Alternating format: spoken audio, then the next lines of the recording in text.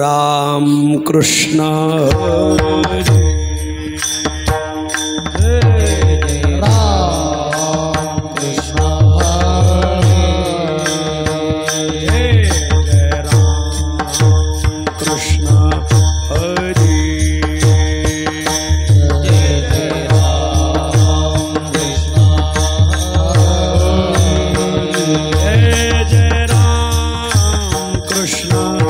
हरे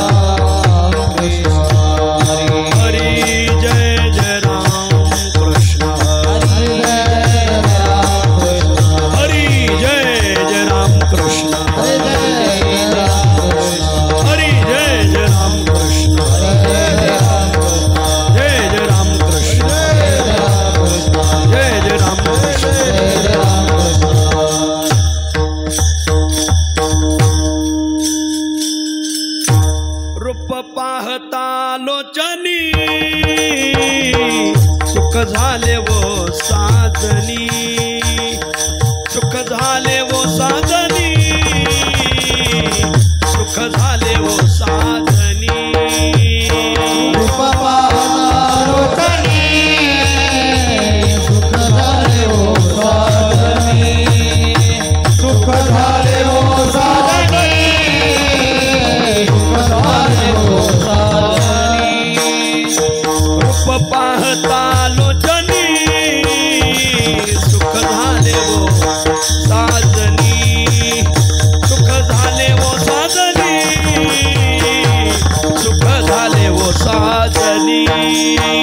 रूप पाहतालोचनी,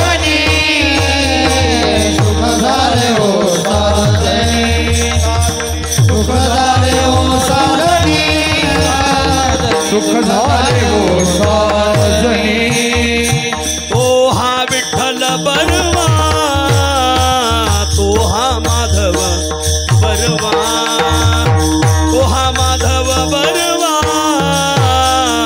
तो हा माधव बरवा, तो हा विठ्ठल बरवा, तो हा माधव बरवा, तो हा माधव बरवा, तो हा माधव बरवा। होता सुखताची जोडी, मनोनी विठ्ठली आवडी, मनोनी विठ्ठली आवडी, मनोनी विठ्ठली आवडी। होता सुखताची जोडी, मनोनी विठ्ठली आवडी, मनोनी विठ्ठली आवडी, मनोनी विठ्ठली आवडी। तो हा विठ्ठल बरवा, तो हा माधव बरवा, तो हा माधव बरवा, तो हा माधव बरवा, तो हा विठ्ठल बरवा, तो हा माधव बरवा, तो हा माधव बरवा, तो हा माधव बरवा। सर्व सुखाचे आगर, सर्व सुखाचे आगर, वापर कुमादेवी वर, वापर कुमादेवी वर। तो हा विठ्ठल बरवा, तो हा माधव बरवा, तो हा माधव बरवा, तो हा माधव बरवा, तो हा माधव बरवा, तो हा माधव बरवा, तो हा माधव बरवा। राम कृष्ण हरे राम।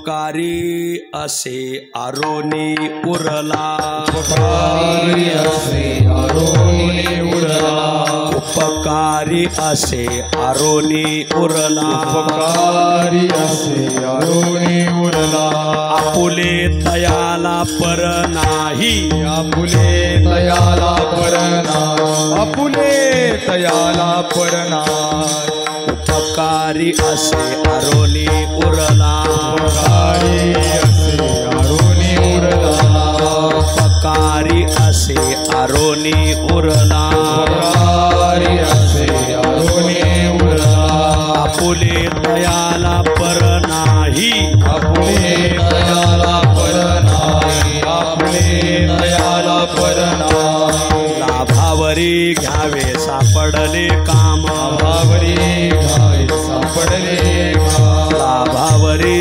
घ्यावे सापडले काम लाभावरी घ्यावे सापडले काम आपुला तो श्रम न विचारी आपुला तो श्रम न विचारी आपुला तो श्रम न विचारी जेव्हा ऐसे देखे अनेका जीवांशी जेव्हा ऐसे देखे अनेका जीवांशी निखळची राशी गुणांचीच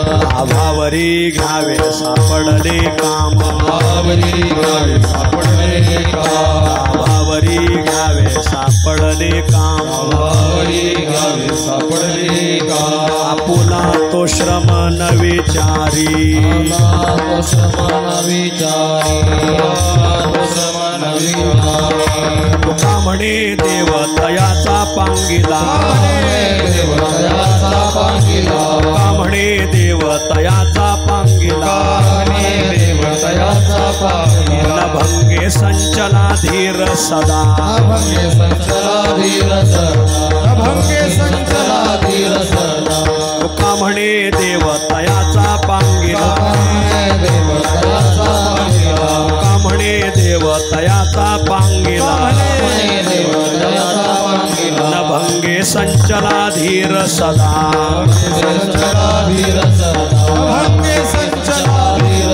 सदा लाभावरी घ्यावे सापडले काम लाभावरी घ्यावे सापडले काम लाभावरी घ्यावे सापडले काम लाभावरी घ्यावे सापडले काम आपुला तो श्रम न विचारी आपुला तो श्रम न विचारी आपुला तो श्रम न विचारी पार कुमाई पार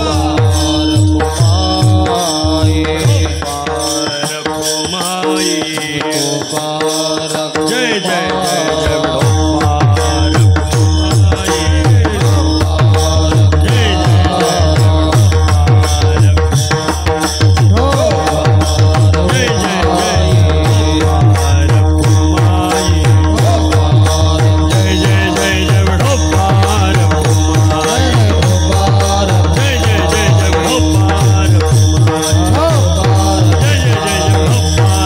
कुमाई जय जय जय जय पार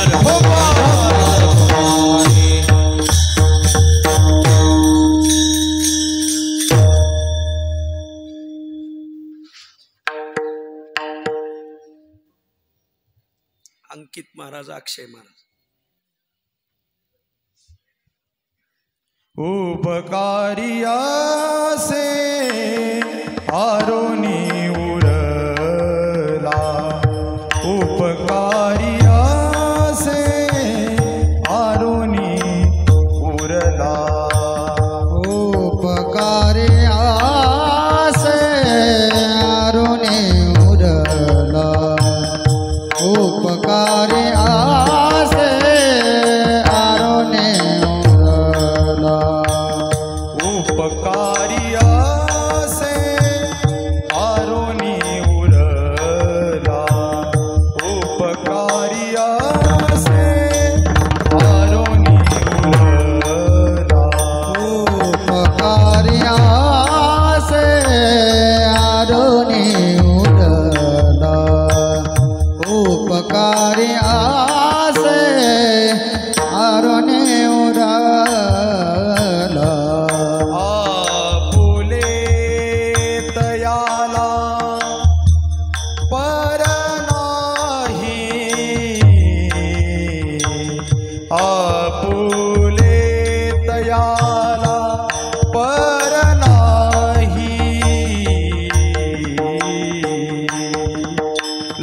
लाभावरी घ्यावे सापडले काम, लाभावरी घ्यावे सापडले काम.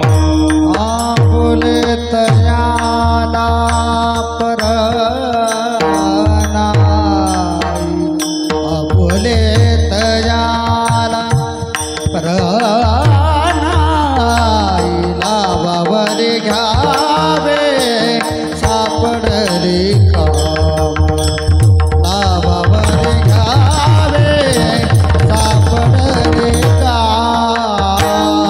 उपकारी असे, उपकारी असे, उपकारी असे आरुणी उरला. उपकारी आसे, उपकारी आसे, उपकारी आसे आरोने उरला. आपुले तयाला पर नाही, आपुले तयाला पर नाही, पर नाही. लाभावरी घ्यावे सापडले काम, लाभावरी घ्यावे सापडले काम. आपुले तयाला परनाई, आपुले तयाला परनाई, लाभावरी घ्यावे सापडले काम, लाभावरी घ्यावे सापडले काम. आपुला तो श्रम न विचारी, न विचारी.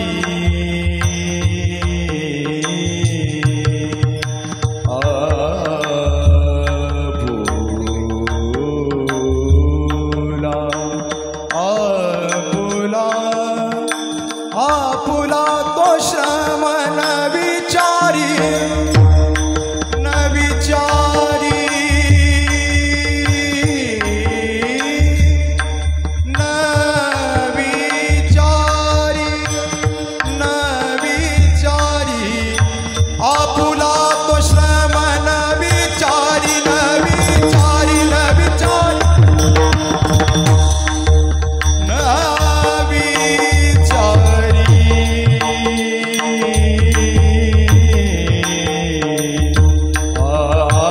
आपुला तो आपुला आराम, आराम. आपुला तो श्रम न विचारी, आपुला तो श्रम न विचारी, न विचारी. लाभावरी घ्यावे सापडले काम, लाभावरी घ्यावे सापडले काम. आपला तो श्रमाना विचारे,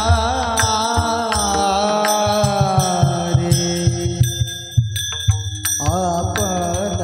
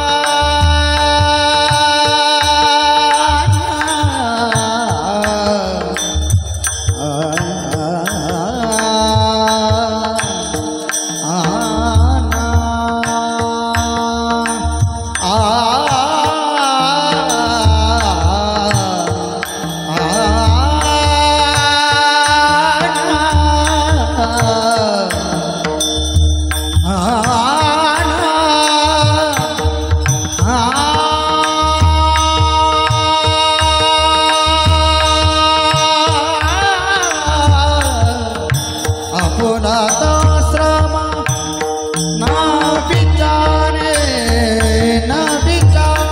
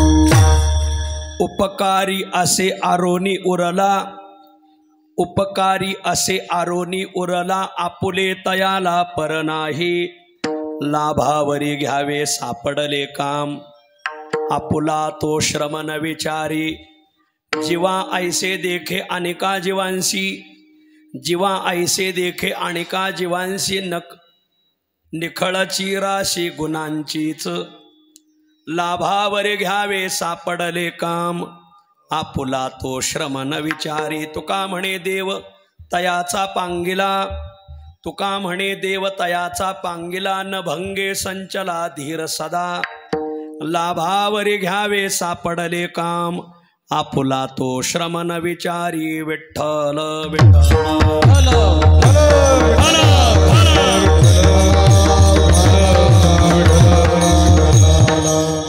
उपकारी असे आरोनी उरला, उपकारी असे आरोनी उरला, आपुले तयाला पर नाही, लाभावरे घ्यावे सापडले काम, आपुला तो श्रम न विचारी, नमो तया माता पित्याचे पाळन, माता पिताचे पालन, नमो तया माता पित्याचे पालन, माता पिताचे पालन, नमो त्या वचन सत्यवदे, वचन सत्यवदे, वचन सत्यवदे, नमो तया माता पित्याचे पालन, माता पिताचे पालन, नमो तया माता पित्याचे पालन, माता पिताचे पालन, नमो त्या वचन सत्यवदे, वचन सत्यवदे, वचन सत्यवदे, उपकारी असे आरोनी उरला, आपुले तयाला पर नाही,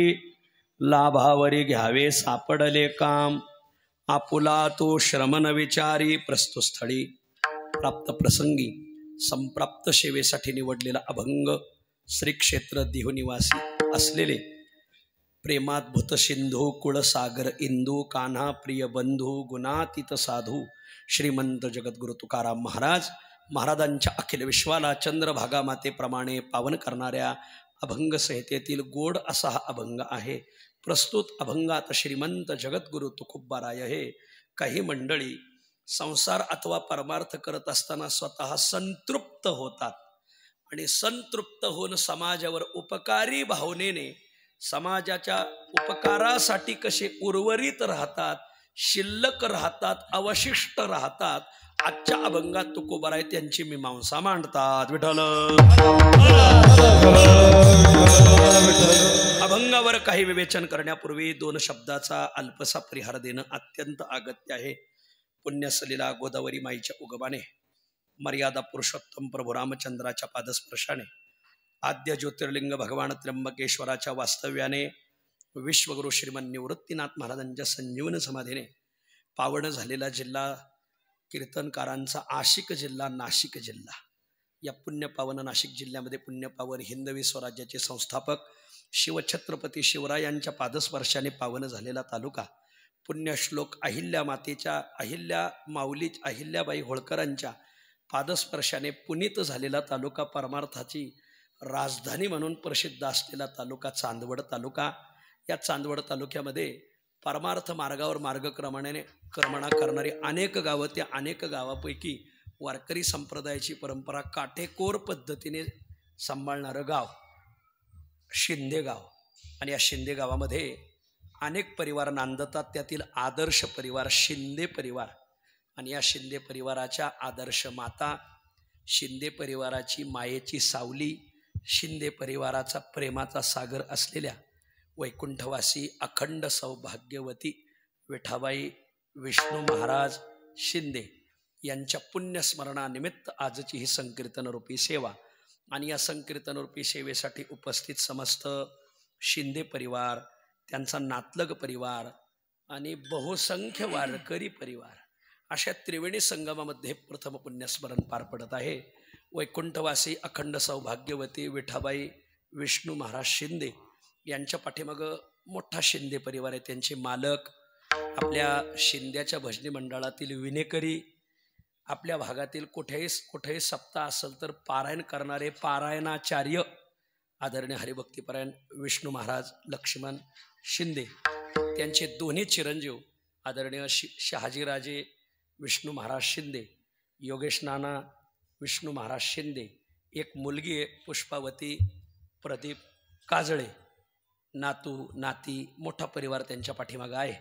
आणि मग शिंदे गावातील भजनी मंडळातील आमचं श्री संत ज्ञानेश्वर महाराज शिंदे भजनी मंडळ, श्रीराम भजनी मंडळ आणि अर्जुन लक्ष्मण श्रीकृष्ण अर्जुन भजनी मंडळ, या तीनही भजनी मंडळाने मोठ्या आग्रहाने ही सेवा माझ्या गळ्यात घातली. या निमित्ताने आपल्या सर्वांच्या दर्शनाचा योग आलेला आहे. आज चांदवड, निफाड, दिंडोरी, येवला, सिन्नर, इगतपुरी, नाशिक, एक 4-6 तालुक्यातून सगळ्या गावगावचे चांगले गाव कारभारी, गाव हाकणारे, सप्ताहाचं नियोजन करणारे सगळी मंडळी माझ्या पुढं बसलेली. आता एखाद्याचं नाव घेतलं तर एखाद्याचं राहून जाईल. तुमच्या सगळ्याचं मला गावासकट नाही नावासकट तुम्ही पाठ येता. मी बोलता बोलता यातले 100 जणांची नावं सांगा. परंतु आता उशीर झालेला असल्यामुळं कोणाचाही नामोल्लेख न करता तुम्हा सर्वांच्या चरणी मी विनम्र भावाने नमस्कार करतो. ज्या माऊलीचं पुण्यस्मरण आहे ती माऊली खरंच पुण्यवान होती. विठ्ठल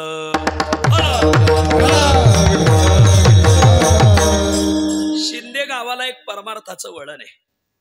पूर्वांपार जी काही परमार्थाची परंपरा आलेली आहे त्या परंपरेमध्ये वैकुंठवासी पर्वत बाबा शिंदे यांनी काही महिना वारकरी होते ते खानदेशातील निवृत्तीनाथाला वारीला जायचे. काय नाव आहे?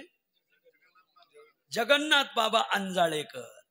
जगन्नाथ बाबा अंजाळेकर यांच्या परंपरेने पर्वत बाबा शिंदे आणि शिंदे गावाच्या परमार्थाला एक वळण लागलं आणि त्या वळणामध्ये सगळे परिवार नाहून निघाले. त्यातला हा आपल्या विनेकरी विष्णू लक्ष्मण महाराज शिंदे यांचा हा परिवार. आपल्या या भागामध्ये कुठेही पारायण असेल, ज्ञानेश्वरी पारायण, गीता पारायण, भागवत पारायण, तुकाराम महाराजाचं गाथा पारायण, मग लोकांनी आग्रहाने विष्णू महाराजांना बोलवायचं. विष्णू महाराजांना गाथा पारायण येणार हे यात नवल नाही, भागवत पारायण येतं यात नवल नाही, ज्ञानेश्वरी पारायण येतं यात नवल नाही. त्यांना संस्कृतचं चांगलं वाचन येतं. संस्कृतचे उच्चार लवकर बसत नाहीत तोंडात, कारण मी संस्कृत शिकलोय बी आणि शिकवलेली बी आहे. पण विष्णू महाराजांनी काय कोण जाणे कोणाच्या मार्गदर्शनाखाली पण त्यांचा संस्कृत विषय खूप प्रेम वाढलं. संस्कृत ग्रंथाचे चांगले वाचक असल्यामुळं मग गीता पारायण असेल, एकनाथी भागवत चालू झालं का त्यातले श्लोक जे येतात ते श्लोक बरोबर वाचणार ते. असं ते पारायणाचं त्यांचं एक जीवन. गावामध्ये भजनी मंडळात कीर्तन असेल तर विना घ्यायचं काम त्यांचं चांगलं. आक्कडबाज धोतर घालणार, आक्कडबाज फेटा बांधणार, माझ्या अनेक कीर्तनात त्यांनी विना घेतलेला आहे. त्यांचा मुलगा योगेश नानक चांगले पखवाजे आहेत भजनी मंडळातले. शहाजीराजे जे आहेत ते चांगले द्राक्ष उत्पादक आहेत. आणि मग असं एका सगळ्या घराण्याला वळण लावलं या माऊलीने. ही माऊली मला वाटतं जोपूळमधील होती, बाबांचे चिरंजीव इथं उभे येतं, मधुबाबांच्या गावची माऊली होती. ती माऊली शिंद्याच्या भजनी मंडळात विष्णू महाराजांना दिली. आणि मग तिकडं परमार्थाचे संस्कार, इकडं परमार्थाचे संस्कार, या संस्कारात ही माऊली वाढली. मग पंढरीच्या वारीला जायचं असेल, कार्तिकीच्या 12 वाऱ्या या माऊलीने केल्या. आणि गावातून जी दिंडी जाते आपल्या शिंद्या भजनी मंडळाची, तर या दिंडीमध्ये जवळजवळ 26 वर्ष ही माऊली चालली.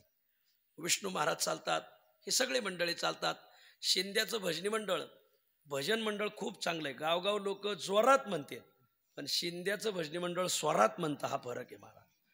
पाठांतर शपक गवळणी नाही, रडो नको बाळा अमुक तमुक हे नाही, सगळं गाथ्यातलं म्हणणार, माथ्यातलं म्हणणार नाही. हे शिंद्याचं वैशिष्ट्य आहे. या भागात कुठेही कीर्तन असेल तर आणि शिंदे भजनी मंडळ उभं राहिलं तर कीर्तनकाराला काही कमी पडणार नाही. नाही शेवटची भैरवी शिंद्याची झाली नाही तर ते कीर्तन झालंच नाही, असं एक समीकरण या तालुक्यात होऊन गेलेलं आहे. आणि मग या माऊली असं पंढरीची वारी, कार्तिकी वारी, त्र्यंबक वारी असे संस्कार या माऊलीला. पुढं चलून या माऊलीने भागवत पारायण जर घरात केलं तर माऊलीने भागवत ऐकायचं. 2दा भागवत संपूर्ण ऐकलं. श्रवण भक्ती खूप केली या माऊलीने, ज्या माऊलीचं पुण्यस्मरण आहे. ज्ञानेश्वरी पारायण श्रवण केली, एकनाथी भागवत पारायण श्रवण केलं.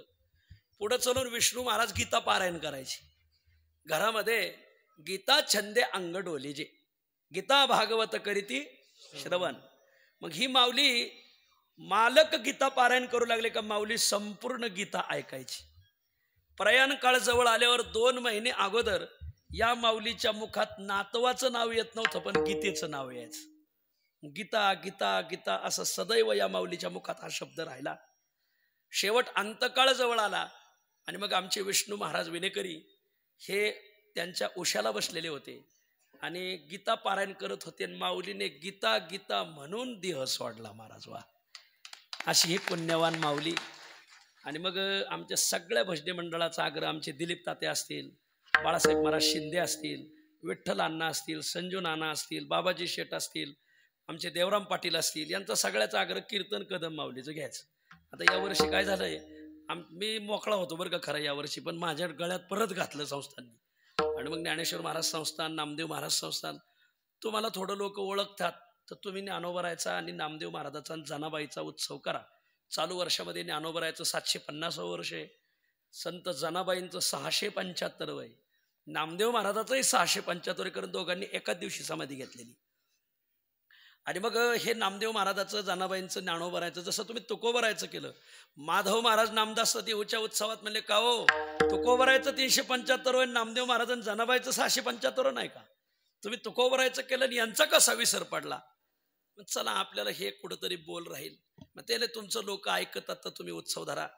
त्यामुळे एक उत्सव पुण्याला धरलाय, दुसरा धुळ्याला आहे, तिसरा लातूरला आहे, चौथा परभणीला आहे, 5वा पंढरपूरला आहे.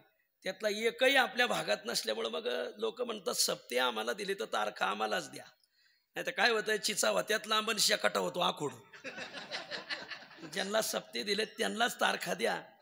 तुम्ही 15-15, 20-20 वर्षाच्या भागात कीर्तन केले, एखाद्या वेळेस तरी आम्हाला एखादं वर्ष आम्हाला द्या म्हणून तिकडे वेळ दिला. मग तुम्ही म्हणाल आजचं कीर्तन कसं घेतलंय? तर आजचं कीर्तन घेण्याचं कारण मला संध्याकाळी धुळ्याला कीर्तन आहे, पुण्याहून जायचं होतं. मग जाता जाता नाही कसं म्हणावं? तुम्ही म्हणाल वा वा वा वा नाही, तुम्ही नाही का उसात कांदे लावीत, कांद्यात नाही का कोथिंबीर लावीत? मग जसं तुम्ही आंतरपीक घेतात म्हणलं तसं चला. आणि विनेकरी बाबा आणि शिंदे भजनी मंडळाचं खूप प्रेम.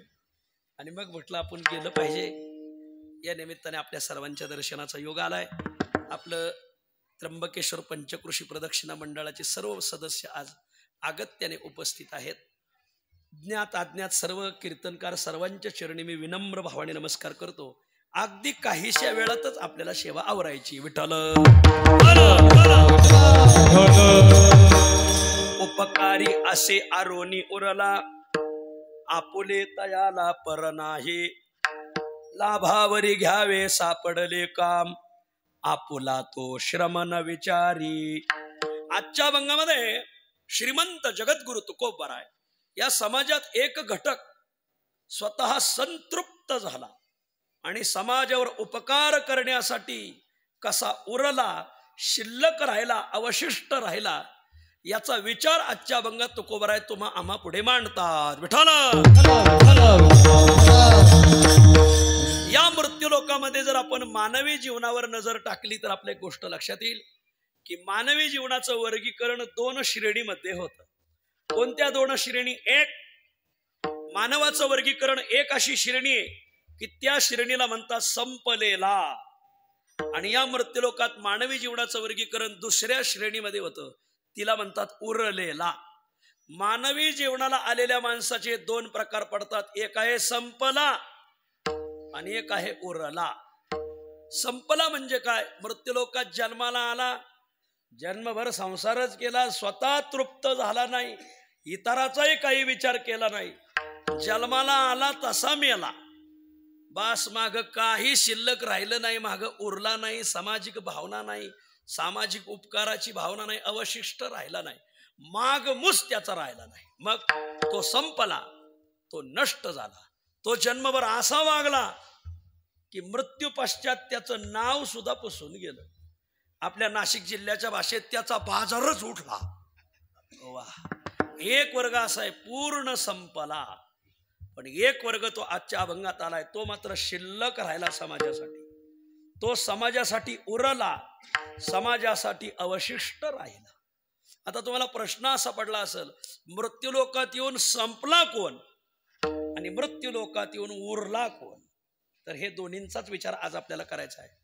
3 माणसं या मृत्यूलोकात येऊन संपली, तशी 4 येतात.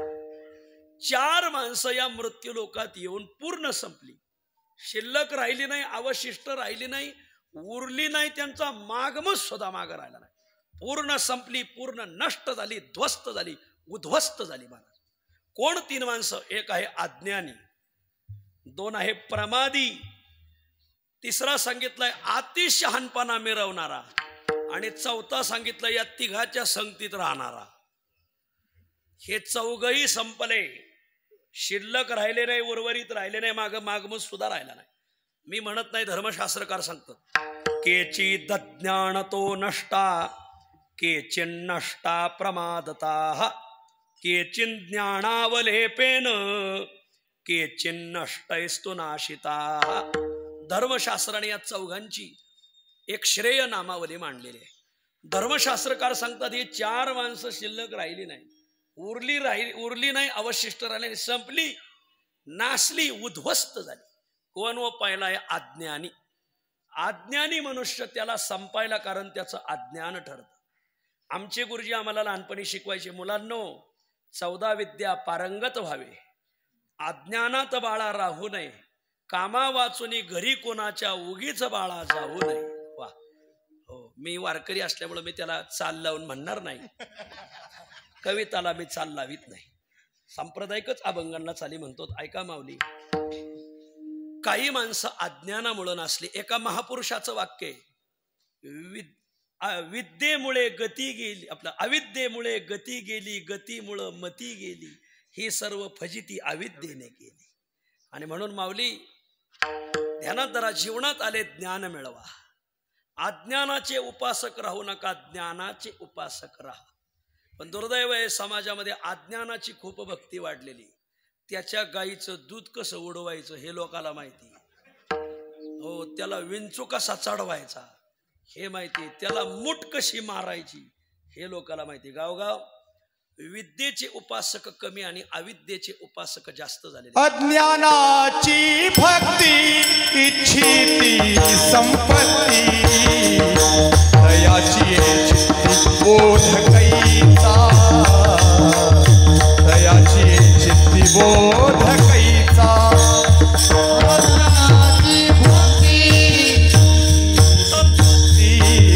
दयाची चित्ती बोध कैसा, बोध कैसा.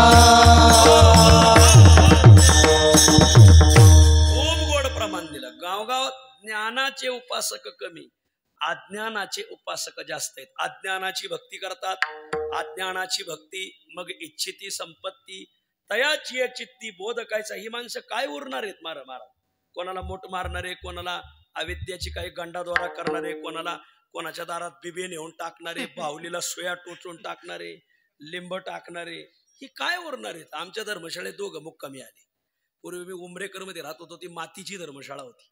मातीची धर्मशाळा असल्यामुळे तिथं 50 कीर्तनकार राहायचे. कीर्तनकार राहत असल्यामुळे आता काय तू राणी मी राणी, कोण आणील पाणी, कोण धर्मशाळा झाडणार, कोण भांडे घासणार. मग मधुकरीचे भाकरीचे तुकडे इकडं तिकडं पडले राहायचे. मातीची धर्मशाळा असल्यामुळं तिथं उंदरं यायची. उंदीर गणरायाचं वाहन आहे, सध्या गणपतीचा उत्सव चालू आहे. गणरायाचं वाहन आल्यामुळं मग महादेव म्हणायचे, अरे उंदीर कुठं गेलाय जरा पाहायला जा. मग महादेव बी काही एखादं वाहन पाठवून द्यायचे. मग तिथं साप निघायचे, विंचू निघायचे, उंदीर निघायचे. एक दिवस रात्री मी झोपलो आणि मला उंदीर चावला. नामदेव बाबा आपलं विंचू चावला. मला विंचू चढतो बिलय महाराज. विंचू चावला, मला खूप ठणठणा ओरडायला लागलो. ते 2 वारकरी झोपले होते, 2 उठले. माऊली काय झालं? म्हणलं तो बघा विंचू चाललाय आणि मला विंचू चावला. ते म्हणजे तुम्हाला विंचू चावला पण हे तुम्ही आम्हाला सांगायला नको होतं. म्हणलं का? त्याला आम्हाला विंचू उतरायचा नाही, चढवायचा मंत्र येतोय. अरे म्हणलं मग म्हणू नका तुम्ही तो मंत्र. ते म्हणले त्या मंत्राचं गणित असं, एखाद्याचं चांगलं झालेलं पाहिलं का आमच्या मंत्राची आपाप उजळणी सुरू होती. म्हणले महाराज गावगावाशी विंचू चढवणारी नाही येत. चांगल्याबद्दल तर बोलणार नाही, पण लोकांना अपप्रचार करायला 1 नंबर महाराज. नको त्या कुभावना समाजात वाढवणार महाराज. खूप विचित्र. ही माणसं शिल्लक राहत नाही, यांचा बाजार उठणार, माग काही शिल्लक राहणार नाही. हे मेले लईत लई एखादं वर्ष श्राद्ध, परत कोणी नाही, त्यांच्या थडग्यावर कुत्र सुद्धा पुढे निघून जाणार महाराज. काय शिल्लक राहणार आहे ती माणसं ज्यांनी जीवनामध्ये फक्त अज्ञानाची कास धरली. माग काय ठेवणार तुम्ही? अरे आमच्या संतांनी ज्ञानाची कास धरली म्हणून आज त्यांचं ज्ञान माग राहिलंय. राहिले ते ज्ञान जगामाजे, राहिले ते ज्ञान जगामाजे, राहिले ते ज्ञान जगामाजे, राहिले ते ज्ञान जगामाजे. नामा म्हणे देवा गेले मुनिजन, नामा म्हणे देवा गेले मुनिजन, नामा म्हणे देवा गेले मुनिजन, नामा म्हणे देवा गेले मुनिजन. राहिले ते ज्ञान जगामाजे, राहिले ते ज्ञान जगामाजे, राहिले ते ज्ञान जगामाजे.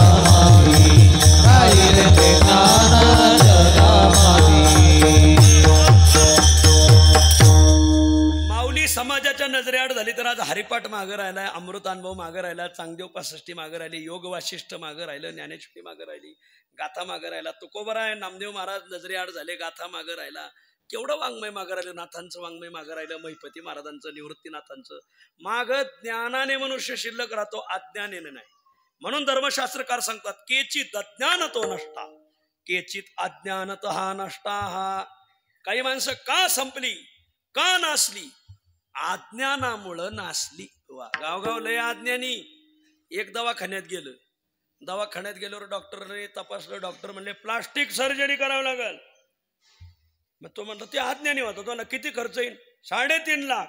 मग तो म्हणला समजा घरून प्लास्टिक आणलं तर नाही जुळायचं का? कांदे झाकायचं, मसाला झाकायचं. हे ऐकल्यावर डॉक्टरने डिग्री विकून टाकली आणि त्याच्या मागं कांदे उपटायला निघून गेले. करणार काय? अज्ञान. एक बाई दवाखान्यात गेली चांदवडला, अज्ञान. आणि डॉक्टरने तपासलं, म्हणले बाई बाई काय दुखतंय? म्हणले पोट दुखतंय. बाई निदान होय ना, आपल्याला सोनोग्राफी करावं लागेल. बाई म्हणली मग खर्च किती? म्हणजे 2,500-3 हजार. आता ती बाई अज्ञानी होती, ती म्हणली बाबा एवढ्या मोला मागाची सोनोग्राफी करण्यापेक्षा आपण चांदीग्राफी करू, तांबग्राफी करू, लोखंडग्राफी करू. म्हणले हे सोनोग्राफी कशाला? हे ऐकल्यावर मग मात्र डॉक्टर तिच्या गळ्यात ढासा पडून रडले आणि म्हणले आता कांदे लावायच्या टोळीचं मलाच मुकादम कर. म्हणले निघून गेले. करणार काय महाराज?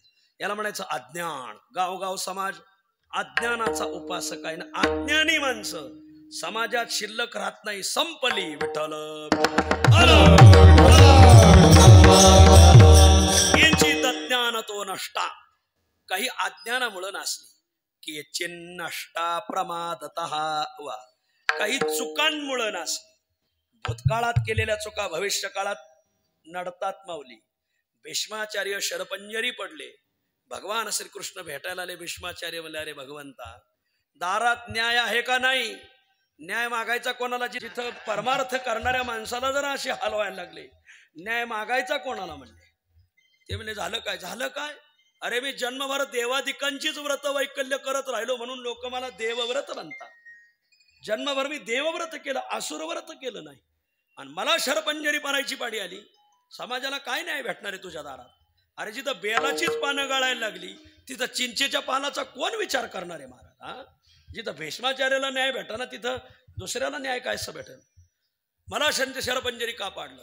भगवंताने सांगितलं मागच्या चुका पुढं माणसाला भविष्यात संपवायला कारण ठरतात. आठवा, लहानपणी तुम्ही फुलपाखरांना काट्याने टोचायचे.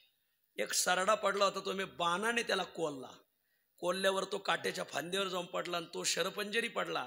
ही भूत काळातली चूक तुम्हाला आज भविष्यात भोगावं लागली, हे ध्यानात धरा. चुकांमुळं माणसं संपतात. केचिन नष्टा प्रमादतः, चुकांमुळं माणसं संपली. विठ्ठल चूक करू नका, डोळ्यात तेल घालून वागा. चुका केल्या का माणसं संपलीच म्हणून समजा. दत्ता काका, एका मुलीचं लग्नच जुळत नव्हतं, बळबळ पाहुणे आणले, बळबळ जुळीत आणलं. आता जुळणारच, शेवटचीच चर्चा चालू होती. तेवढ्यात मुलीने आईला सांगितलं, आई पाहुण्यांना चहा ठेवलाय कुकरमध्ये, शिट्ट्या किती घ्यायच्या? हे वाक्य ऐकल्यावर पाहुणे तर पळून गेली, चहाला शिट्ट्या घेती, ही पुढं स्वयंपाक काय करणारे म्हणले. हा, पाहुणे तर पळून गेले, पण पोराने ठरवलं लग्नच करायचं नाही. तो नागा आखाड्याचा महंत झाला.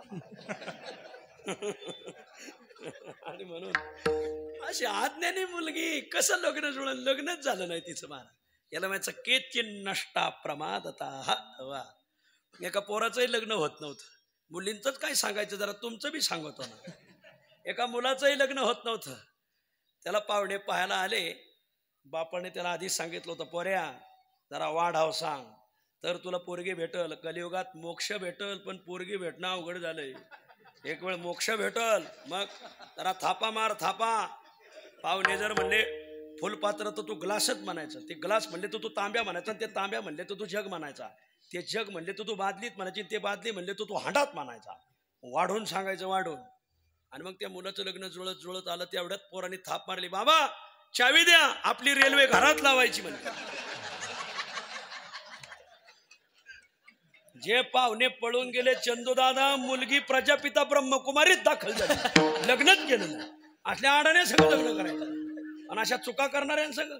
अरे जो स्वैरिकीतच चुका करतोय संसार पुढं कसा करायचा? असं काही माणसं अज्ञानामुळं नासली, काही चुकांमुळं नासली. केचित ज्ञान तो नष्टा केचिन नष्टा प्रमादतः. शास्त्रात आलंय, मी त्याला थोडे उदाहरण सांगतो. केचित ज्ञानावलेपेन. वा. मग कोणी म्हणाला अज्ञानामुळं नसले, मग आम्ही खूप ज्ञान मिळू. अज्ञानही जसं बाधक आहे तसं खूप ज्ञानही बाधक आहे. मधलं असलं पाहिजे.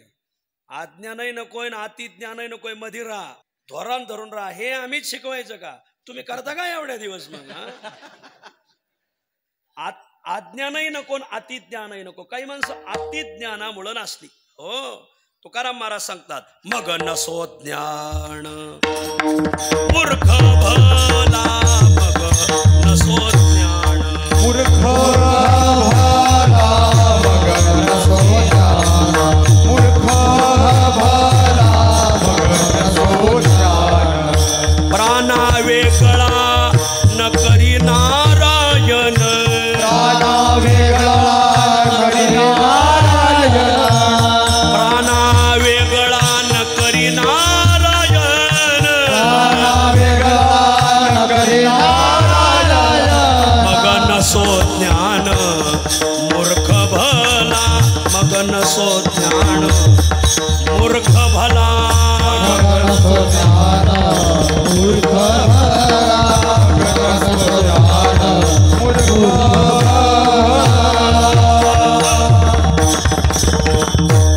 बाळक्रीडेमध्ये एक प्रमाणे भगवंताने आपल्याजवळ कोणते गोपाळ केले? जे अति शहाणे होते तुका म्हणे असे शहाणे आदोरी. वा. जे अति शहाणे होते त्यांना लांब धरलं, आणि जे भोळे भाबडे नेनते होते तयाशी नेनती बहु आवडती. जाणतिया होनी नेनत्याची गोडी. त्याला जाणत्यापेक्षा नेनते खूप आवडतात. महाराज म्हणे मिळाले भोवते, म्हणे मिळाले नेनते तुका कानोबा भोवते. वा. तुका म्हणे कानोबा भोवते नेनते मिळाले. असं आहे. म्हणे मिळाले नेनते तुका कानोबा भोवते. सुरुवात हे आम्ही गोवळी राहणार या अभंगाची. भोवती आपणा मिळविली देवे. कोण? तुका म्हणे ठावे नाही ज्ञान. एक वेळेस येडी सांभाळलेली चांगली, पण अतिशहाणी सांभाळलेली चांगली नाही. काही अतिशहाणी असतात. अति ज्ञान, वाढाव ज्ञान. एका सप्त्याचे 2 सप्ते कसे करायचे त्यांनाच माहिती. एका दिंड्याच्या 2 दिंड्या करणार, एका सप्त्याचे 2 सप्ते करणार. बिनविरोध निवडणूक होत असं ते एका मिटिंगला गेले 3 पार्ट्या उभ्या करणार. कस काय सोयीला लावलं? सोयीला लावलं तुझंच सोयीला लागन बाबड्या. तू काय शिल्लक राहणार आहे माग? अशी माणसं संपली महाराज. अतिज्ञानी मनुष्य माग शिल्लक राहत नाही. एक खूप अतिज्ञानी होता. दिवसभर अभ्यास करायचा, रात्री अभ्यास करायचा. अभ्यासामुळे त्याला त्याच्या दिनचर्येवरही ध्यान राहत नसायचं. त्याने एक मांजर पाळलं होतं. अभ्यासात एवढा मग्न व्हायचं, दार लावलेलं राहायचं. घरातल्या मांजराला बाहेर जाता येत नसायचं. बरं कधी कधी दार लावलेलं राहायचं, बाहेर मांजर गेलं तर आत यायला त्याला वेळ, दार उघडायला वेळ नसायचा. मांजर ओरडायचं, याला विक्षेप व्हायचा. याने ठरवलं आपण अभ्यासात मग्न राहतो, अतिज्ञानाचे आपण उपासकेत. मांजर येण्या जाण्यासाठी आपण एखादं छिद्र करू. मग त्याने मांजरीच्या आकाराचं एक दरवाजाला छिद्र पाडलं. त्या छिद्रातून मांजर आत बाहेर येऊ लागलं. वेळाल्यावर त्याला झाली 4 पिलं. याचं अतिज्ञान. तो म्हणला ह्या छिद्रातून मांजर जाईन, पण मग पिलं कशातून जाते? मग 4 पिलाला त्याने 4 छिद्र पाडली. इथं आडानी सांगन ज्या छिद्रातून मांजर जाते त्याच्यातून पिलं जाणार नाहीत का? पण अतिज्ञान असलं का त्यांना एका सप्त्याचे 2 सप्ते, एका दिंड्याच्या 2 दिंड्या. थोडं म्हणायला आलं का मी कीर्तनकार होतो, त्या बाच्या विरोधात दिंडी काढायच्या. हो, पण ते जुळलं पाहिजे. त्यांना सेवा लागती, काय अनुभव लागतो. 1.5 दिवसात कोल उसात. हे जुळायचं कसं? विठ्ठल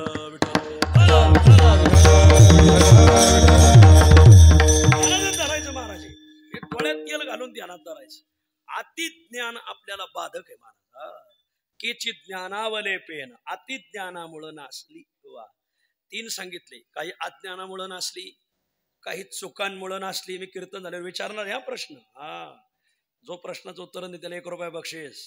काही अज्ञानामुळं नासली, काही चुकांमुळं नासली, काही अतिज्ञानामुळं नासली. आणि या तिघाच्या संगतीत जे 4थं राहिलं यांच्यामुळं ते नासलं. एक कांदा जर भुसाऱ्यात नासला इथं कांद्याचे खूप मोठे उद्योजक उत्पादक बसलेले आहेत. एक कांदा नासला अख्खा भुसारा नाशितो महाराज, एक आंबा नासला अख्खी आढी नासती महाराज. तसं यांच्या संगतीत राहून काही नासले महाराज. धरू जाता संग तव तो होय बाधक. संगतीमुळं नासली विठ्ठल. एक चोर एका साडीच्या दुकानातून चोरी करून गेला, पण CCTV पाहिले तर तो तिथं 4 वेळा गेला होता. एका रात्रीत त्याने ते दुकान 4 वेळा फोडलं. दुसऱ्या दिवशी पोलिसांनी त्याला धरला, पण पोलिसांनी पहिला प्रश्न विचारला, तू साडी चोरली हे ठीक आहे त्याच्या दुकानातून, पण 4 वेळा त्या दुकानात तू कशाला गेला? काही माणसं संगतीने नासत येत, त्याच्यावर दृष्टांत आहे. अरे तू 4 वेळा त्या दुकानात परत का गेला एका रात्रीत? तो म्हणला, काय सांगू बायकोला कलरच पसंत व्हायना म्हणजे. पहिल्यांदा साडी चोरली, पण ती 3 वेळा मी कलर बदलून आणायला गेलो, आणि अखेर शेवट मग मी धरल्या गेलो. कशामुळं धरला गेला तो? संगतीमुळं. ज्याची या बैसावे भोजना पंगती, त्याची या संगती तैसे खावे, त्याची या संगती तैसे खावे.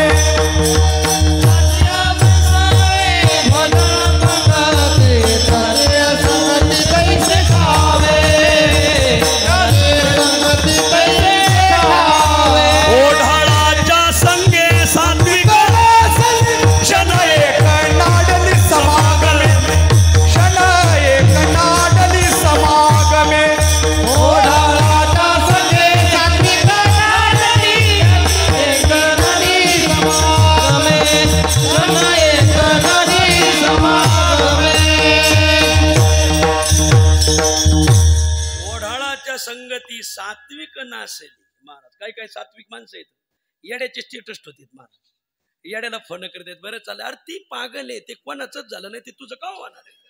काय काय चांगले, मी स्टेटस तुमचे पाहतोय म्हणून म्हणतोय असो. अरे ते जगात कोणाचे झाले नाही, ते तुमचे कधी होणार आहेत बाबडे? असं आहे, ते फक्त पैशाचे झालेले आहेत. ध्यानात दारा. ओढाळाच्या संगती सात्विक नासेली. वा. केची नष्टैस तू नाशिता, काही नासलेल्यांमुळं नासली विठ्ठल विठ्ठल. म्हणून लिहिलंय, चिवडोनिया नाशी तुझ्या घरच्यांनी केली. वा. तुझे आहे तुझ पाशी, परी तू जागा चुकलाशी, चिवडोनिया नाशी तुझ्या घरचे. चौकडाप्रमाणे बरं का, बरेच जण पहिल्या 2 4 लावित. अरे हो, पुढचे 2 कोण म्हणे माहिती ना, जरा गाथा पाहून म्हणा जावा. चौकडा आहे माऊली असो. आणि म्हणून चिवडोनिया नाशी तुझ्या घरच्यांनी. संपला विषय माऊली. 4 माणसं नासली धर्मशास्त्र सांगतं. काही अज्ञानामुळं नासली, काही चुकांमुळं नासली. संपली. उर्वरित राहत नाही. अज्ञानी मनुष्य मागं उरत नाही, चुका करणारा मागं उरत नाही, अतिज्ञानी मागं उरत नाही. या तिघाच्या संगतीत जो राहिला डोळे उघडे ठेवून आपला जोडीदार ह्या तिन्हीच्या शाखेचा अध्यक्ष तर नाही ना, याचा विचार करा, मग जोडीदार जवळ बसा महाराज. केची नष्टैस तो नाशिता. महाराज संस्कृत मत तुम्ही सांगितलं, संत वाङ्मयाचं मत काय सांगितलं नाही. संत वाङ्मय सांगतं 3 माणसं नासली. 1 शब्दज्ञानी, 2 आतताई, आणि 3 वर्म चुकलेला. अर्थे लोपली पुराणे, नाश केला शब्द ज्ञाने. अर्थ लोपली पुराणे, नाश केला शब्द ज्ञाने. विषय लोभी मने, साधने ही बुडविली.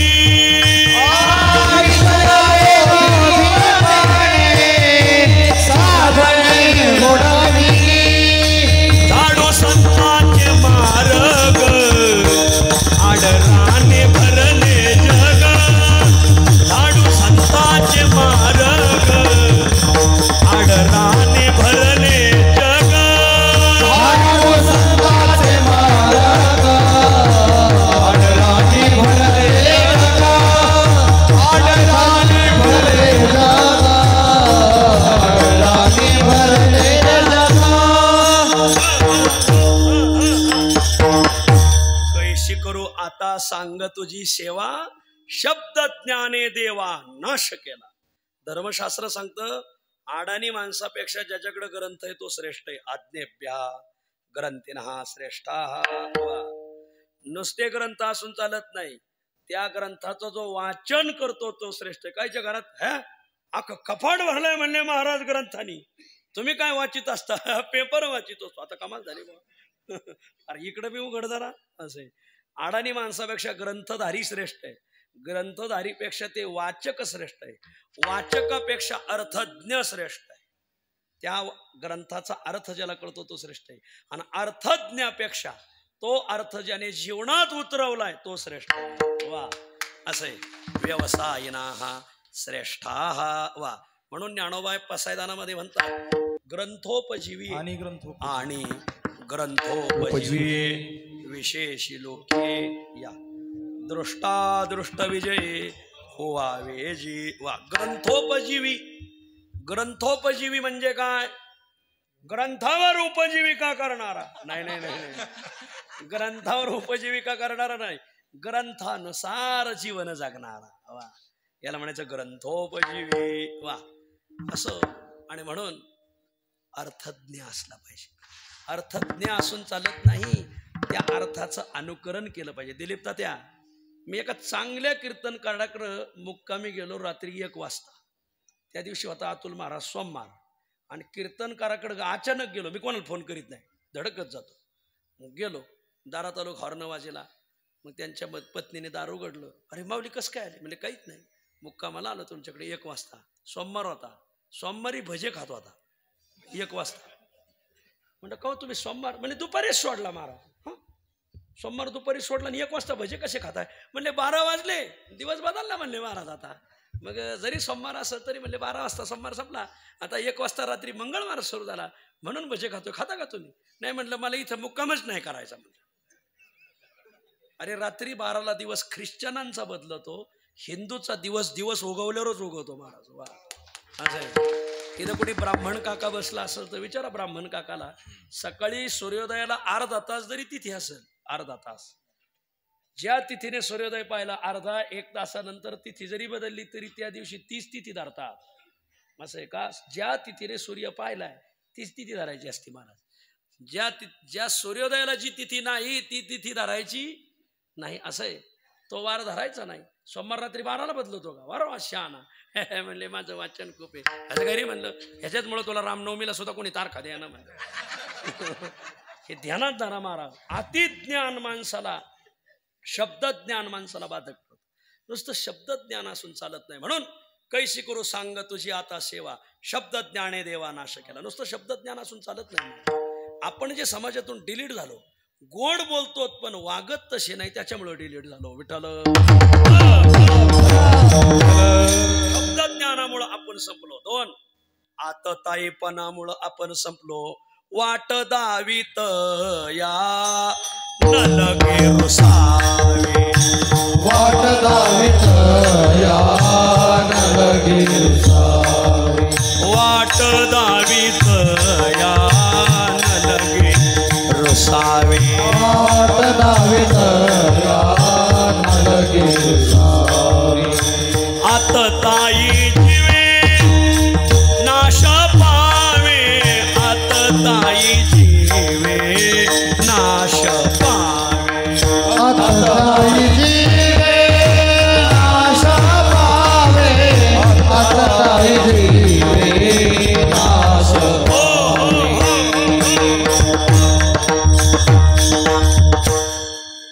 कार्तिक पंचमीला पांडव महापंथाला गेले म्हणून त्या पंचमीला पांडव पंचमी म्हणतात.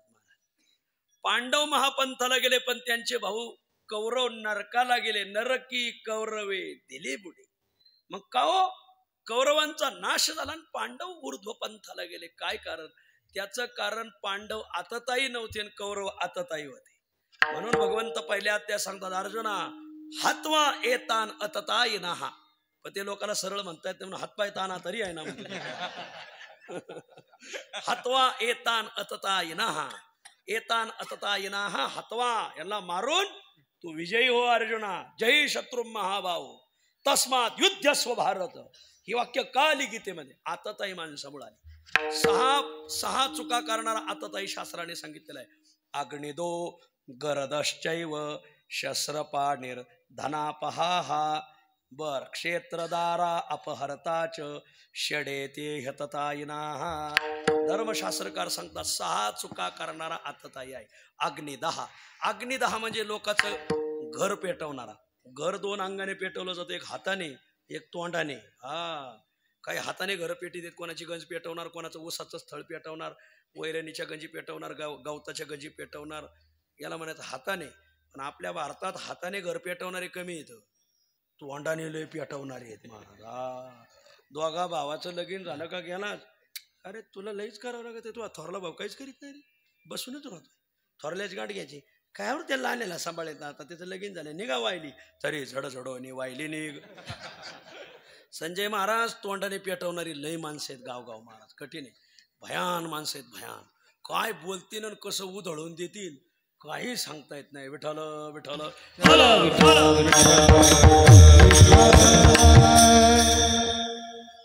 बाप ऑफिसवरून घरी आला सायंकाळी 5 वाजता. पोरगा म्हणला, बाबा तुम्ही बैल कधी झाले? बैल? आपलं पोर बैल म्हणतो, ठोनच दिली महाराज बापाने. मला काय मारताय? तुम्ही ऑफिसला गेल्यावर आईसारखी म्हणत होते बैल यायचा टाइम झालाय ना, आता बैल येईल म्हणून. आय आय आय दिली पोराने लावून मार. बापाने बायको हाता घालूनच काढली महाराज. वा, याला म्हणायचं पेटावणारी. वा, असो द्या सोडून. अग्निदहा. गरदहा. गरदहा म्हणजे दुसऱ्याच्या अन्नात विष कालवणारा आतताई आहे माऊली. कोणाच्या अन्नात विष कालू नका महाराज. तुमचं बरं चाललंय, त्याचं बरं चाललंय, चालू द्या. तुम्ही विष कालायचं काम करू नका महाराज. तुम्ही आतताई ठरवलं तुम्ही संपाल. वा. अग्निदहा. गरदश्चैव शस्त्रपाणी. शस्त्रपाणी म्हणजे ज्याच्याकडे आपण हात जोडून चाललो आणि तो आपल्याकडे कोयता घेऊन आला, अशा वेळी तुम्ही त्याच्याकडे जाता असताना कुऱ्हाडच घेऊन गेलं पाहिजे महाराज. वा. शाठ्यम प्रति शाठ्यम कुर्यात कुर्यात चादरम प्रति आदरम तोही मे लंचिते पक्षे मै ते मुंडितम शिरम. धर्मशास्त्र सांगतं पुढचा जर आपल्याकडे तलवार घेऊन आला तर आपण हात जोडून जायचं का? आणि आपण धनुष्यबाण हातात घेतला पाहिजे. तो जर आपल्याकडे शस्त्र घेऊन आला तर आपण काय हात जोडून जायचं का? शाठ्यम प्रति शाठ्यम कुर्यात. पुढचा जर ठक असेल तर तुम्ही ठक व्हा. वा. कुर्यात आदरम प्रति चादरम. पुढचा मनुष्य जर आपला आदर करायला लागला तर त्याच्यावर तुम्ही चादर टाका असा त्याचा अर्थ नाही. च आदरम असा त्याचा अर्थ आहे. तर तुम्ही त्याच्याविषयी आदरच करा असा त्याचा अर्थ आहे. तर लोक म्हणते माऊलीने चादर टाकायची सांगितली, चादर नाही गोधडी नाही असो. म्हणून संपला विषय माऊली. काही माणसं आतताईपणामुळे नासली. वा. अग्निदहा. गरदश्चैव शस्त्रपाणी. धनापहा. धनापहा म्हणजे काय? दुसऱ्याचं धन लुटणारा. ज्याने समाजाला भीशीत बुडवलंय, ज्याने समाजाला केबिशीत बुडवलंय. वर बघा, खाली काय पाहताय? आतताई येतो, आतताई. वा. असा जो मनुष्य आहे किंवा लोकांच्या पाकिटातले पैसे काढणारा आतताई. मला ह्या जिल्ह्यात एकदा भोगावं लागलंय म्हणून म्हणतो. असो, सांगायचा भागाचा आहे. आणि म्हणून अग्निदहा. गरदश्चैव शस्त्रपाणीर धनापहा. क्षेत्रदारा अपहरताच. क्षेत्र म्हणजे दुसऱ्याच्या जमीन लुटणारा. कोणाच्या जमिनीचा एक गुंठा आपल्याकडे ठेवू नका माऊली. बाण लोटणारा आतताईचे ध्यानात धरा. ज्याने दुसऱ्याचा बाण लोटलाय, बाण लोटणारे बारीक आहे का? तुम्ही संपणार. तुमचं वर्ष श्राद्ध सुद्धा कोणी घालणार नाही महाराज. बाण लोटणारा आतताईचे. क्षेत्र दारा. दुसऱ्याच्या माऊलीवर नजर ठेवणारा. आपली सोन्यासारखी दुसऱ्याचं तरी लोक म्हणते कवा आल्या, तुला काय रट्टे खायचे का? तुला पडले काय? मी म्हणतोय त्याच्या वाचून. क्षेत्रदारा अपहरताच षडेते ह्यततायिना. असा आतताई मनुष्य नाश पावतो. शब्दज्ञानी नाश पावतो. आतताई नाश पावतो. वर्म चुकलेला नाश पावतो. ठसाविता बहु लागती सायास. चुकल्या घडे नाश अल्पवर्म. धर्मशास्त्राची 4 मतं सांगितली. अज्ञानी नासले, चुका करणारे नासले, अतिज्ञानी नासले आणि या तिघाच्या संगतीत जो राहिला तो नासला.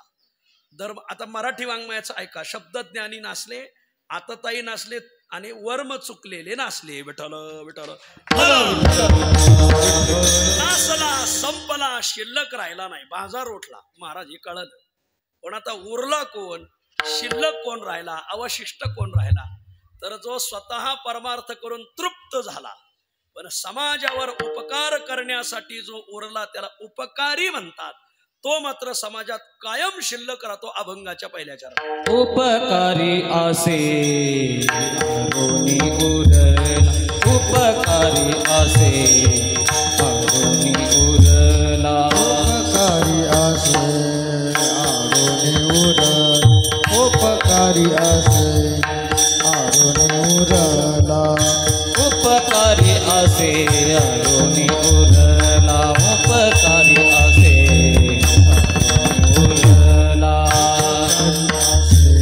अरुणी उरला उपकारी आपुले तयाला पर नाही आपुले तयाला पर नाही लाभावरी द्यावे सांगले का लाभावरी द्यावे सांगले काम तयाला पर नाही आपुल तयाला पर नाही लाभावरी द्यावे सापडले काम लाभावरी द्यावे सापडले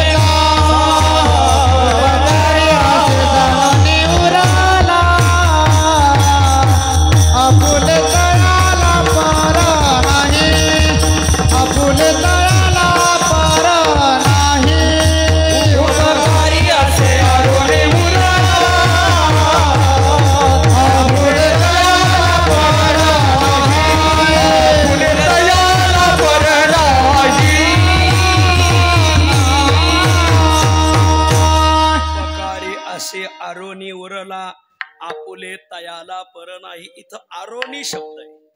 आरोनी हा प्राचीन भाषेतला शब्द आहे. आरवण होणे म्हणजे तृप्त होणे. वा, जो तृप्त झाला आत्मानं चेत विजानीयात दयमस्मी इति पुरुषाः किमिच्छन कस्य कामाय शरीर मनुस्वै जरेत. वा, कामनाही कामनाही झालो पाही. ज्याला प्राप्तव्यही शिल्लक राहिलं नाही, कर्तव्य शिल्लक राहिलं नाही, याला माहिती आरोनी. तृप्त झाला पावलो प्रसाद इच्छा केली तैसी झाले या चित्ताशी समाधान. तृप्त झाला, पण तृप्त झाला पण थांबला नाही. समाजावर आपल्याला काहीतरी उपकार भावनेने समाजात जायचंय, समाजासाठी काहीतरी करायचंय, आणि म्हणून उपकारासाठी उरला तुका म्हणे आता उरलो उपकार पुरता उरला उपकार पुरता उरलो उपकार पुरता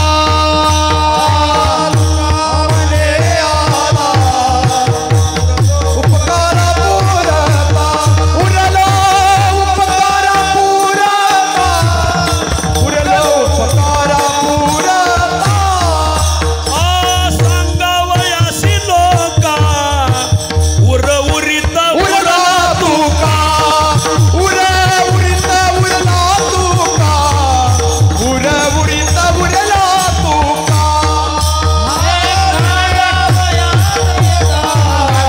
उर उरित उरला तुका उर उरित उरला तुका उर उरित उरला तुका. याला म्हणायचं तुका म्हणे आता उरलो उपकारा पुरता सांगावयासी लोका उर उरीत उरला तुका. काय ते तुकी तुकला तुका विश्वभरोनी उरला लोका. भांजनी खांजनी तुका साक्ष उरला दोन्ही. कर्म अकर्म झळाले याला म्हणायचं आरोनी, आणि तुका प्रौढ तुका ते उरले. वा, याला म्हणायचं उपकारी असे आरोनी उरला. समाजावर फक्त उपकार भावना. हो, जगाच्या कल्याणा देह कष्टविती उपकारे दया संता भांडवल विवेची बोल. उपकार उपकारासाठी येथे उपकारासाठी आले घर जा वैकुंठी. वा, मला चांदवड तालुक्यात कीर्तन करताना अजिबात काळजी वाटत नाही का? एखादा अक्षर चुकलं तरी लगेच सांगत. इतरत्र गेल्यावरही काळजी वाटत नाही का? अक्षर चुकल्यानं का अक्षरही कळत नाही त्यांना म्हणे. म्हणून ऐका, याला म्हणायचं उपकारी असे आरोनी उरला. समाजावर उपकार करण्यासाठी उरला, पण उपकार करताना हा आमच्या भागातला आहे, हा आमच्या भागातला नाही, हा आमच्या जातीचा आहे, हा आमच्या जातीचा नाही, हा आमच्या संप्रदायाचा आहे, हा आमच्या संप्रदायाचा नाही, ही भावना नाही. वा, आपुले तयाला पर नाही. तयाला आपुले पर नाही.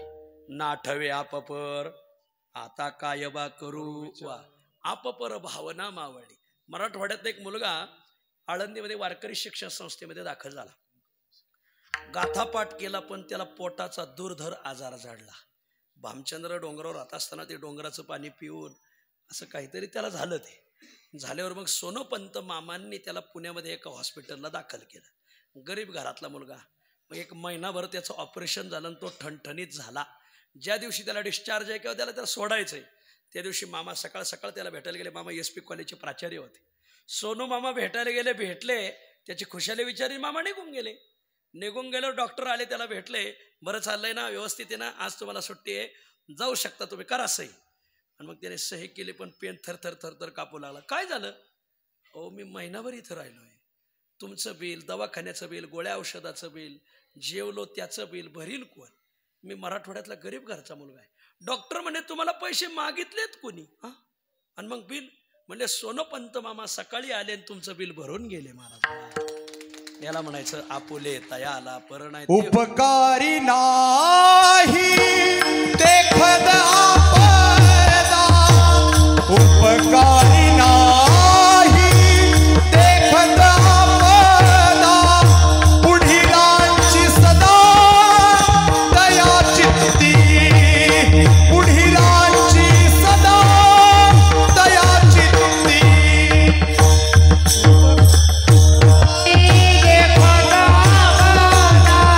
उपकारी नाही देखत आपदा,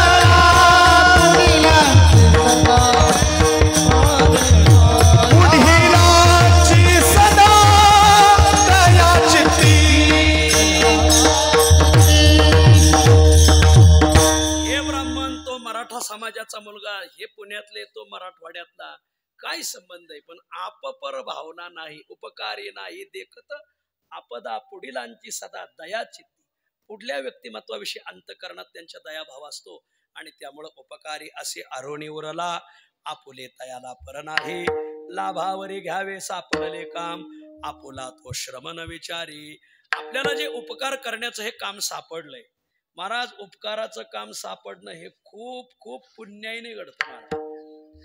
कारण पुण्य ते जाणारे भाईनो पर उपकाराचे, परनिंदा परपीडा हेची पाप तयाचे. वा, परनिंदा आणि परपीडा सारखं पाप नाही. पुण्य ते परोपकार, पाप ते परपीडा, अनेक नाही जोडा दुजा यश. उपकार करणं म्हणजे खूप मोठं पुण्याचं काम आहे महाराज. वा, एखाद्याला तंबाखूचा विडा देणं काय सामान्य पुण्याचं काम आहे का? हे नव्हे. कोणी वा महाराजांनी कसं फायद्याचं असे गाव बोलावले पाहिजे. वा, चांगलंय, खा तंबाखूच खा, बरं. म्हणून उपकार करणं हे खूप मोठं पुण्याचं काम आहे. हे सापडले काम, हे सापडलेलं काम करत असताना कसं करतात ते? लाभावरी घ्यावे. लाभावरी घ्यावे म्हणजे जणू या कार्यात आपल्याला खूप मोठा लाभ आहे. खूप मोठा लाभ म्हणजे इथं सगळ्यात मोठा लाभ आहे पुण्य, सगळ्यात मोठा लाभ आहे सेवा. सेवा हाच लाभ, काही लाभ नसतो. काही माणसाच्या डोक्यापुढं काही महाराज, काही माणसं आहेत ना, आता आम्ही कीर्तनात कांची नावं घेतो ना, ते कीर्तनाला येताना कणिक मळून आणत नाही, पावडर डबा आणत नाही, पखवाज आणत नाही, टाळ नाही, इना नाही, सतरांच्या आथरीत नाही. पण काही माणसं त्यांचं नाव घ्या अथवा घेऊ नका, ते कीर्तनाला आधी येणार, सतरांच्या अंथरणार, घोंगडे टाकणार, टाळ करायला गोळ नेऊन ठेवणार, आम्ही फक्त खायचं काम करणार. मग ही जी झटणारी माणसं आहेत ना, यांना काय लाभ आहे? त्यांचं कोणी नाव सुद्धा घेत नाही. पण तुम्ही निघून गेल्यावर इथं सतरांच्या जे उचलू लागतात, झाडलोट करू लागतात, यांना काय लाभ आहे? काहीच लाभ नाही, त्यांचं कोणी नाव सुद्धा घेत नाही. पण हे पुण्याचं काम आणि हे सेवा धर्म म्हणून ती मंडळी करतात. याला माझं लाभावरी घ्यावे सापडले काम. आणि हे काम करत असताना आपुला तो श्रम न विचारी. आपल्याला किती कष्ट झालं तरी त्याची काही दखल घ्यायची नाही. आपल्याला कष्ट हो द्या, पण पुढच्यासाठी आपल्याला ते करायचंय. विठ्ठल विठ्ठल. कोल्हापूरहून एक पत्र आलं. पत्रात काय लिहिलं होतं? काय ते पत्रात लिहा, काहीतरी लिहिलं होतं. काय लिहिलं होतं पत्रात? मला तुमच्याकडं विचारसागर ऐकायचा आहे, मी कसं येऊ? पत्र कोणाला आलं होतं? आळंदीमध्ये एक खूप वेदांताचे मोठे उपासक होते, त्यांना कन्हैय आश्रम स्वामी म्हणतात. आनंद आश्रम स्वामी, ज्ञानेश्वरी मंदिराच्या अलीकडं त्यांचा आश्रम आहे, त्याला कन्हैय आश्रम. वेदांताचे खूप पट्टीचे उपासक होते. त्यांचं गाव नगर जिल्ह्यात श्रीगोंदा तालुक्यात सुरेगाव. सुरेगावला यायचं म्हटलं का विसापूर स्टेशनला उतरायचं, तिथून 4 किलोमीटर पायी जायचं, तेव्हा सुरेगाव. कोल्हापूरहून पत्र आलं, स्वामीजी मला तुमच्याकडे 4 महिने विचारसागर ऐकायला यायचंय, कसं यावं लागल? त्याने कोल्हापूरवरून पुण्याला या, पुण्यावरून मनमाडला जाणारी कोणती रेल्वे धरा, ती विसापूर स्टेशनला थांबते, तिथं उतरा, तिथं जेल आहे, तिथं जाऊ नका, इकडं सुरेगावला या, सुरेगावला या. मग त्याने पत्र पाठवलं, मी 4 महिने राहणार आहे, माझ्याकडे कापडं चोपडं आंगडे काय असं ते भांडे कुंडे काही खारीक बदाम काजू गडी जरा घृतकुल्ल्या मधुकुल्ल्या होता. मग माझ्याकडे 2 बॅग राहतील, बॅग उचलायला 4 किलोमीटर मला अशक्य आहे, कोणीतरी गडी पाठवा. स्वामीने पत्र पाठवलं, अमुक वारी अमुक वाजता गडी पाठवतो, तिथं रेल्वेने उतरा. तो बरोबर अमुक वारी अमुक वाजता रेल्वेने उतरला. पुढे एक व्यक्ती दिसला, रामराम रामराम, स्वामीने पाठवलंय. हो, मीच कोल्हापूरचा आहे, मला नेण्यासाठी तुम्हाला पाठवलंय, 2 बॅगा घ्या. आणि त्यांच्या डोक्यावर दिल्या. आणि तो गडी पुढं, आणि हा हात हालीत, उभा राहोनिया कैसा हलवित उभा हो, बाप रखमादेव विठ्ठलो ना हो. जणू काही शासकीय पीक पाणी करायला आलाय बघा. चला पीक पाणी करत 1 तासामध्ये ते 4 किलोमीटरचं अंतर पार केलं. त्याने साधी ओझं खाली उतरू सुद्धा लागला नाही. त्या व्यक्तीने ते ओझं खाली ठेवलं, दोघांनी हातपाय धुतले. मग त्या व्यक्तीने विचार, मला विचार सागर ऐकायचा आहे, ते स्वामी कोण आहेत? आणि ज्याने ओझं उचललं होतं ते म्हणले, मीच तो स्वामी म्हणले, माझ्याकडेच तुम्ही विचार सागर. हो, मग तिथं सांगायचं ना, तुम्ही खुशाल ओझं माझं उचललं, मी हात हालीत चाललो. ते असल्यात माणसाला विचार सागर सांगावं लागणार आहे. असं आहे.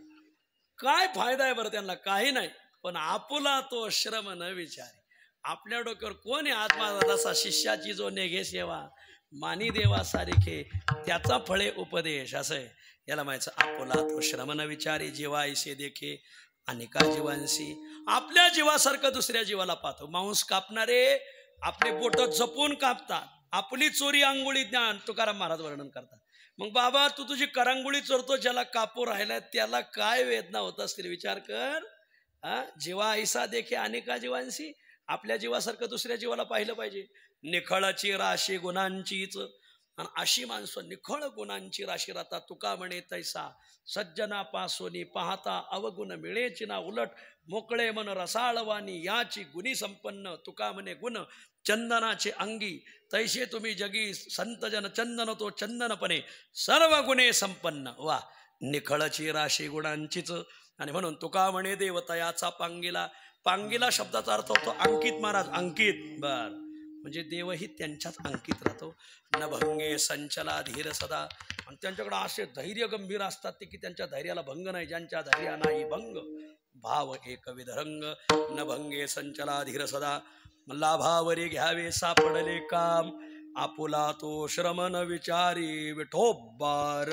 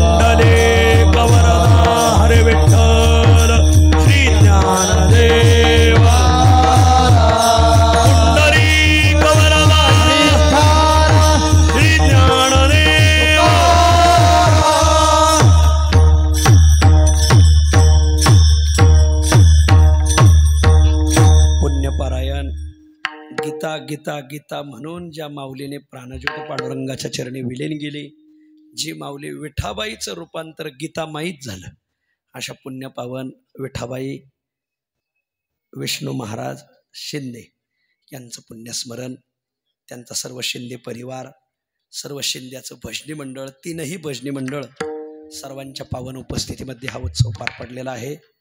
सर्व भागाभागातून खूप मातब्बर माणसं आज आलीत. बाकीराव पाटील, मी माणसं विसरत नाही बरं का, माणसं जपणारा माणूस असं आहे, पण आज सगळ्याचं नाम उल्लेख करणं अशक्य आहे आणि तुम्हाला ती आमच्याकडून अपेक्षा आहे. आणि शानेने नावात अडकू बी नाही. मला नावात अडकला का संपला, ते आजचं लय कामाचं होतं बघा. आपल्या संपला आणि उरला. आपल्याला जर जीवनात काही उरायचं असेल तर कार्याने उरावं. ही माऊली कार्याने उरली. आज एक मुलगा प्रगतशील शेतकरी आहे, त्या माऊलीचं कार्य, त्यांचा योगेश नाना नावाचा मुलगा चांगला पखवाज वाजवतो, मालक संस्कृत वाचतात, पारायण करतात. हे त्या माऊलीचं रूप, काहीतरी ऋण या समाजासाठी उरून ही माऊली गेली. आणि या माऊलीचं हे पुण्यस्मरण सगळ्या भजनी मंडळाचा खूप आग्रह की तुम्ही एवढी सेवा घ्या. सर्वांना एक आमंत्रण आहे, 1-2 मिनिटात आमंत्रण आहे का. जसं गेल्या वर्षी तुकोबारांना 375 वर्ष होतं, तसं चालू वर्ष माऊलीचं 750 आहे. माऊलीला प्रगट होऊन 750 वर्ष, सप्तशतकोत्तर सुवर्ण महोत्सव. 700 वर्षानंतर सुवर्ण महोत्सव आला म्हणून आमच्या ज्ञानेश्वर महाराज संस्थांनी माऊलीच्या मंदिराला 22 किलो सोन्याचा कळस चढवला. हो, काय बोलायचं, हे अप्रतिम काम आहे महाराज, काय बोलायचंच नाही महाराज. खूप सुंदर. आणि मग खूप समाजाने तिथं मग अवघ्या 15 दिवसात 22 किलो सोनं गोळा झालं महाराज. काय समाजाचं प्रेम असेल. कारभारी चांगले असले की लोक लई देतात महाराज असो. आणि मग खूप त्या मंडळीने खूप चांगल्या निर्णयाने खूप चांगला काम केलं. तर सगळ्याला विनंती, मग चालू वर्ष 750वं माऊलीचं म्हणून साजरं करा असा संस्थांचा आग्रह. आमचं ज्ञानेश्वर महाराज संस्थान आळंदी नेवासा, नामदेव महाराज संस्थान, संत जनाबाई संस्थान पंढरपूर, गंगाखेड आणि नरसी नामदेव, आणि जगद्गुरु तुकाराम महाराज संस्थान देहू आणि भंडारा डोंगर यांनी सगळ्या महाराष्ट्राला साथ घातली की चालू वर्ष माऊलीचं, नामदेव महाराजाचं आणि जनाबाईंचं म्हणून आपण साजरं करा. तर या निमित्ताने मग पहिला उत्सव ठेवलेला आहे भंडारा डोंगरावर. तिथंच जसं माऊली यावर्षी परतीला तुकाराम महाराज आळंदीला गेले, तसं आता माऊली देहूला जाणार आहे तुकाराम महाराज. सगळ्याला विनंती आहे, 23 जानेवारी ते 31 जानेवारी या दरम्यान खूप मोठं पारायण पार पडणारे 1 लाख भाविकांच्या उपस्थितीत. आणि काल्याला जवळजवळ 5 लाख भाविक राहतील. 23 जानेवारी ते 31 जानेवारी भंडाऱ्याच्या पायथ्याला सगळी मुक्कामाची सोय, पुरुषांची मुक्कामाची स्वतंत्र सोय, महिलांची स्वतंत्र सोय. आपण सगळ्या मंडळीने 22 जानेवारीला मुक्कामी यायचं भंडारा डोंगरावर. मग 23 जानेवारीपासून खूप सुंदर देखणं पारायण सुरू होणार आहे. गाथा पारायण सुद्धा एका मंडपात गाथा पारायण, एका मंडपात ज्ञानेश्वरी पारायण, एका मंडपात नामदेव गाथा पारायण, असे 3 पारायण चालणार आहेत. सर्वाला विनंती, असे काही उत्सव संप्रदायात परत परत होत नाहीत. हे उत्सव पाहून वारकरी म्हणवणाऱ्याने डोळ्याची पारणं फेडली पाहिजे महाराज. वा. आणि म्हणून असे उत्सव पाहिलेच पाहिजे. सर्वांना विनंती, पंढरपूरचा तो आपला देहूचा उत्सव, दुसरा उत्सव लातूरला आहे 22 फेब्रुवारी ते 2 मार्च. पण तुम्ही तिकडं काही येऊ नका का, तिथं अख्खा मराठवाडा आहे, तुम्ही हरवले तर सापडायचेच नाही का तुम्हाला यावं लागेल एक दिवस. सर्वाला विनंती की आपण सगळे मंडळी जमलं तर तिकडे या, नाही तर नाही आलं तरी चालेल. तिसरा उत्सव खानदेशात साक्रीला आहे. खूप मंडळीने तयारी केलेली त्या हे मंडळीने खूप सुंदर नियोजन आहे, कारण ते दरवर्षी मांडे पाठवतात. मग दोन्ही संस्थांमधलं आपण त्यांच्याकडे जाऊ, आता ते आपल्याकडे येतात आपणही जाऊ. पण ते खूप सुंदर नियोजन होणार आहे. तिसरा उत्सव 12 मार्च ते 19 मार्च हे अंकित महाराज त्याच्याच संदर्भात येतात. चौथा उत्सव आहे परभणीला 1 मे ते 8 मे. एकटाच शेटजी करून राहिला, एकटाच शेटजी अंगावरल्या कपड्यानिशी नांदेडला गेला. एवढं कमवलं की त्याची इच्छा आहे 1.5 कोटी रुपये खर्च करायचा महाराज. वा. मग मला म्हटलं फक्त नियोजन तुम्ही करून द्या. मग आम्ही म्हटलं नियोजन करायचं, मग ढिलं नाही. 2 भजे खाल्ले तरी उपवास मोडतोय ना. मग ते मग असे नाही का 12-1 वाजता मग किलो भरच खायचं जेवण. तर बघ ते खूप चांगला उत्सव ते करू राहिलेत. तिथं परभणी सगळा. आणि याची सांगता कुठं करायची, जसं तुकोबारायची सांगता ओतूरला झाली, तशी ज्ञानोबाराय नामदेव महाराजांनी संत जनाबाईच्या उत्सवाची सांगता.